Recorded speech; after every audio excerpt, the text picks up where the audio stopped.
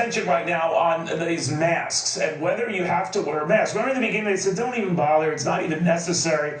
And then we had the Surgeon General seeking out guidance from the CDC, which said, you know, the mask thing is kind of important. I don't know which way to go on this, but I know my next guest has the expertise to weigh in on it. Jeremy Howard is the University of San Francisco research scientist. He's a member of the World Economic Forum's Global Council.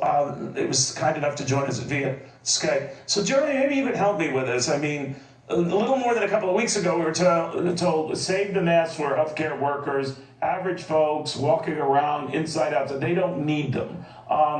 What's the skinny, the real skinny? Sure, the real skinny is this. It's super simple. There's two kinds of masks. There's hospital masks that are needed for hospital workers. They do special procedures called aerosol generating procedures that make spray go everywhere. It stays in the air. You need specially fitted masks. They need them.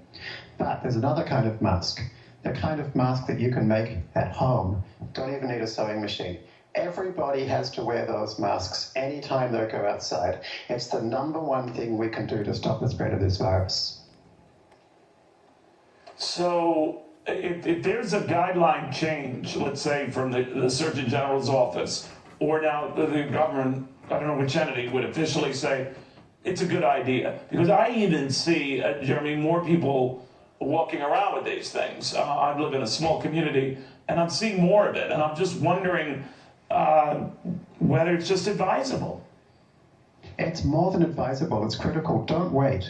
The WHO and the CDC take a long time to change their policy. I've studied every scientific paper on this, over 40 of them now. 3 have just come, in fact 2 have come out in the last 2 days, another one is about to come out. I actually see the papers before they hit the journals. Here's what they say. We know from a recent study in Iceland that half the people with this sickness don't have symptoms. You might be sick, and you don't know if you're sick. A paper that came out yesterday in Nature said the first week of the illness is when you are the most infectious. And that's the time you are least likely to have symptoms. So the people who are walking around making people sick have no idea that they're doing it.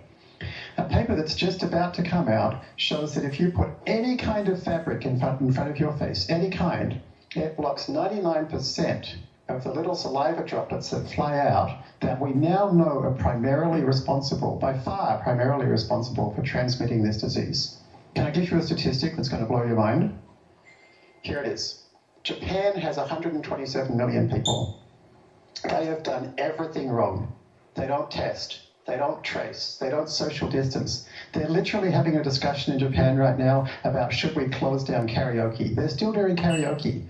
Out of 127 million people, wow, they have 70 deaths. 70. New York has 8.6 million people, 1,400 deaths. What's the one thing Japan does right? Very good. Masks. Everywhere. Taiwan, all right. 4 deaths. 4 deaths. And they do the mask thing. I did not know that. Jeremy, thank you very, very much. We'll have more to this.